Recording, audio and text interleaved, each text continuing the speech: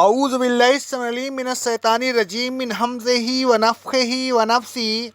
سورہ نساء کی آیت نمبر 23 اور 24 میں اللہ رب العالمین کا ارشاد گرامی ہے، اے ایمان والوں، تم پر یہ عورتیں حرام ہے، تمہاری مائیں، تمہاری بیٹیاں، تمہاری بہنیں، تمہاری پھوپھیاں، تمہاری خالائیں، تمہاری بھتیجیاں، تمہاری بھانجیاں، تمہاری وہ مائیں جنہوں نے تم کو دودھ پلایا ہے، تمہاری رضاعی بہن، تمہاری بیویوں کی مائیں، اور جن بیویوں سے تم صحبت کر چکے ہو ان بیویوں کی بیٹیاں جو تمہاری گودوں میں پرورش پاتی رہی ہیں۔ ہاں، اگر تم نے صحبت نہ کی ہو تو ایسی بیویوں کی بیٹیوں سے نکاح کرنے کا تم پر گناہ نہیں۔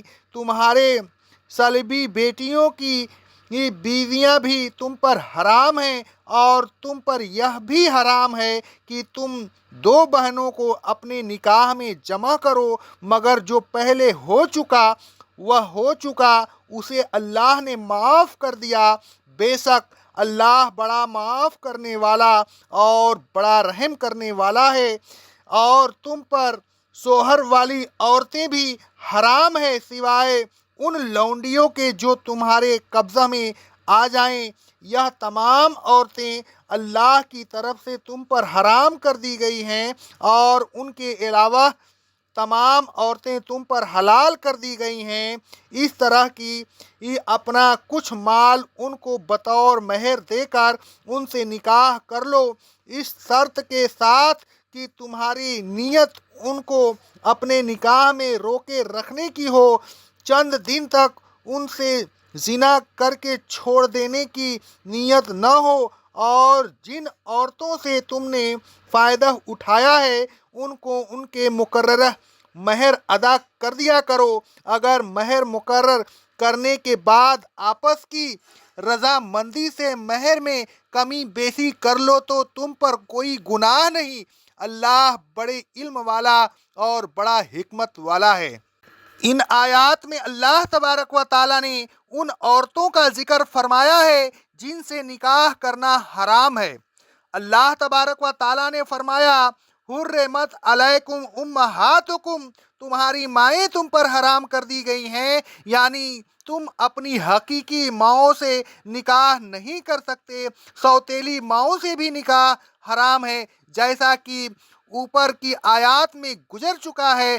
آگے اللہ رب العالمین فرماتا ہے، وَبَنَاتُكُمْ وَأَخَوَاتُكُمْ وَأَمَّاتُكُمْ وَخَالَاتُكُمْ وَبَنَاتُ الْأَخِ وَبَنَاتُ الْأُخْتِ وَأُمَّهَاتُكُمُ اللَّاتِي أَرْضَعْنَكُمْ وَأَخَوَاتُكُمْ مِنَ الرَّضَاعَةِ، تمہاری بیٹیاں بھی تم پر حرام ہیں، تمہاری بہنیں بھی تم پر حرام ہیں، تمہاری پھوپھیاں بھی تم پر حرام ہیں، تمہاری خالائیں بھی تم پر حرام ہیں، تمہاری بھتیجیاں بھی تم پر حرام ہیں، تمہاری بھانجیاں بھی تم پر حرام ہیں، تمہاری مائیں جنہوں نے تمہیں دودھ پلایا ہے وہ بھی حرام ہیں، اور تمہاری رضاعی بہنیں بھی تم پر حرام ہیں۔ ان تمام عورتوں سے تم نکاح نہیں کر سکتے۔ رسول اللہ صلی اللہ علیہ وسلم فرماتے ہیں، صحیح بخاری کی حدیث ہے، جو عورت نصب سے حرام ہوتی ہے وہ عورت رضاعت سے بھی حرام ہو جاتی ہے۔ رسول اللہ صلی اللہ علیہ وسلم فرماتے ہیں، صحیح بخاری کی حدیث ہے، ولادت سے جو عورتیں حرام ہوتی ہیں رضاعت بھی ان عورتوں کو حرام کر دیتی ہے۔ یعنی جس طرح نسب اور دلالت کے لحاظ سے حقیقی ماں حرام ہوتی ہیں، اسی طرح رضاعت کے لحاظ سے رضاعی ماں حرام ہوتی ہیں، اور جس طرح نسب اور دلالت کی بنیاد پر بیٹی، بہن، بھتیجی، بھانجی وغیرہ حرام ہوتی ہیں، اسی طرح رضاعت کی بنیاد پر بھی بیٹی، بہن، بھتیجی، بھانجی وغیرہ حرام ہو جاتی ہیں۔ رضاعی بیٹی بھی بہن، بھتیجی، بھانجی وغیرہ سے نکاح نہیں ہو سکتا۔ آگے اللہ رب العالمین فرماتا ہے وَأُمَّهَاتُ نِسَائِكُمْ، اور تمہاری بیویوں کی مائیں بھی تم پر حرام کر دی گئی ہیں، یعنی اپنی ساس سے نکاح نہیں کر سکتے۔ وَرَبَائِبُكُمُ اللَّاتِي فِي حُجُورِكُم مِّنَ النِّسَائِكُمْ اللَّاتِي دَخَلْتُم بِهِنَّ فَإِن لَّمْ تَكُونُوا دَخَلْتُم بِهِنَّ فَلَا جُنَاحَ عَلَيْكُمْ، اور جن بیویوں سے تم نے صحبت کی ہو ان کی بیٹیاں جو تمہاری گودوں میں پرورش پاتی ہیں تم پر حرام کر دی گئی ہیں، مگر جن بیویوں سے تم نے صحبت نہ کی ہو، صحبت سے پہلے ہی طلاق ہو گئی ہو، تو ان کی بیٹیوں سے نکاح کرنے میں تم پر کوئی گناہ نہیں۔ وَحَلَائِلُ أَبْنَائِكُمُ الَّذِينَ مِنْ أَصْلَابِكُمْ، اور تمہاری صلبی بیٹیوں کی بیویاں بھی تم پر حرام کر دی گئی ہیں، یعنی تم اپنی بہنوں سے نکاح نہیں کر سکتے۔ وَأَن تَجْمَعُوا بَيْنَ الْأُخْتَيْنِ، اور تم پر یہ بھی حرام ہے کہ تم اختین کو بیک وقت اپنے نکاح میں جمع کرو، یعنی کہ دو بہنوں کو ایک ساتھ میں جمع کرو، وہ حرام ہے۔ مراد دو حقیقی بہن ہے، لیکن اصطلاح شرعی میں پھوپھی، بھتیجی اور خالہ بھانجی بھی اسی میں شامل ہیں۔ رسول اللہ صلی اللہ علیہ وسلم فرماتے ہیں، صحیح بخاری اور صحیح مسلم کی حدیث ہے، پھوپھی، بھتیجی اور خالہ بھانجی کو جمع نہ کیا جائے۔ اس حدیث کا منشا یہ ہے کہ اگر کسی عورت سے نکاح کر لیا ہے تو اس کی موجودگی میں نہ اس کی پھوپھی یا خالہ سے نکاح کیا جائے، نہ اس کی بھتیجی یا بھانجی سے نکاح کیا جائے۔ حضرت ابو ہریرہ رضی اللہ تعالیٰ عنہ فرماتے ہیں، روایت ترمذی کی حدیث ہے سند صحیح سے، ابو داؤد کی بھی حدیث ہے سند صحیح سے، رسول اللہ صلی اللہ علیہ وسلم نے منع فرمایا کہ کسی عورت سے اس کی پھوپھی پر نکاح کیا جائے یا پھوپھی سے اس کی بھتیجی پر نکاح کیا جائے، یا کسی عورت سے اس کی خالہ پر نکاح کیا جائے یا خالہ سے اس کی بھانجی پر نکاح کیا جائے، یعنی نہ بڑی پر چھوٹی سے نکاح کیا جائے، نہ چھوٹی پر بڑی سے نکاح کیا جائے۔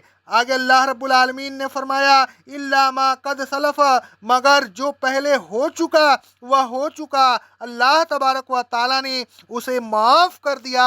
اِنَّ اللَّهَ كَانَ غَفُورًا رَحِيمًا، بے شک اللہ تبارک و تعالیٰ بڑا معاف کرنے والا اور بہت رحم کرنے والا ہے۔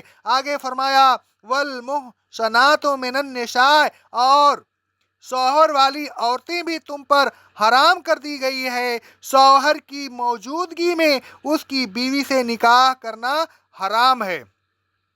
اِلَّا مَا مَلَكَتْ أَيْمَانُكُمْ، مگر ہاں لونڈیوں کو تم ایسی حالت میں بھی رکھ سکتے ہو کہ ان کے شوہر موجود ہوں، یعنی وہ لونڈیاں جو میدان جنگ میں قید کر لی جائیں اور اسلامی ضابطہ کے تحت کسی مسلم کی ملکیت میں آ جائیں، تو اب وہ مسلم اس لونڈی سے صحبت کر سکتا ہے یا آزاد کر کے اس سے نکاح کر سکتا ہے، باوجود اس کے کہ اس کا شوہر کافر ہو اور دارالحرب میں موجود ہو۔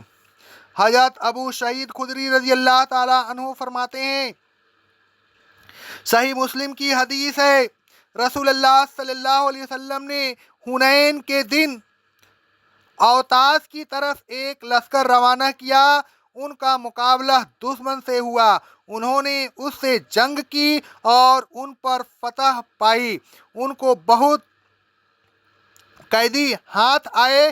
صحابہ کرام رضی اللہ تعالیٰ عنہ نے ان قیدی عورتوں سے جو تقسیم کے بعد ان کے हिस्सा में आई, सोहबत करने को गुनाह समझा, इसलिए कि उनके मुशर्रक शौहर मौजूद थे। अल्लाह अज़्ज़ व जल ने यह आयत नाजिल फरमाकर इद्दत के बाद उन लौंडियों को उनके लिए हलाल कर दिया।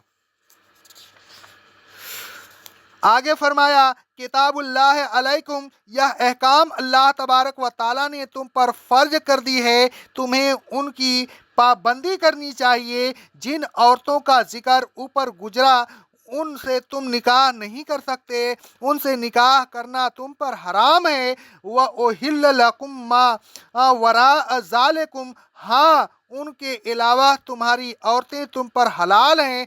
अन तब तगू बे अमवालिकुम, तुम उनसे अपने मालों के एवज निकाह कर सकते हो, यानी महर देकर उनको अपनी ज़ौजियत में ला सकते हो। मुहज़नीन गैर गैर मुसाफिहीन, बशर्ते कि उनको अपने निकाह में कैद रखना मकसूद हो। सहूलत रानी की नीयत से कुछ दिन उनको अपनी ज़ौजियत में रख कर छोड़ देने की नीयत न हो। फमस तम तातुम बेही मिनहुन फ़आतुहुन उजूरहुन फरीज़तन, तो उनमें से जिन औरतों से तुम निकाह के बाद महर के एवज फ़ायदा हासिल करो तो उनका महर दे दिया करो। वला जुनाह अलैकुम फ़ीहा तरा जैतुम बेही मिन बादिल फरीज़ा, अलबत्ता महर के मुकर्रर हो जाने के बाद अगर बाहिमी रजामंदी से उसमें कुछ कमी कर लो तो तुम पर कोई गुनाह नहीं। बीवियों की रजामंदी के बगैर महर में कमी नहीं कर सकते। इन्नल्लाह काना अलीमन हकीमा, अल्लाह जानने वाला और हिकमत वाला है।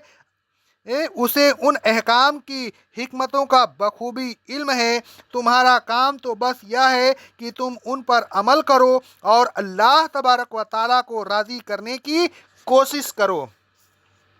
ऐ ईमान वालों, जिन औरतों से अल्लाह तबारक व ताला ने निकाह करना हराम कर दिया है उनसे हरगिज निकाह न कीजिए। जिन औरतों से आप निकाह करें तो उनको अपनी ज़ौजियत में रखने के लिए निकाह कीजिए, महज लुत्फ़ हासिल करने की और फिर छोड़ देने की नीयत से निकाह न करिए।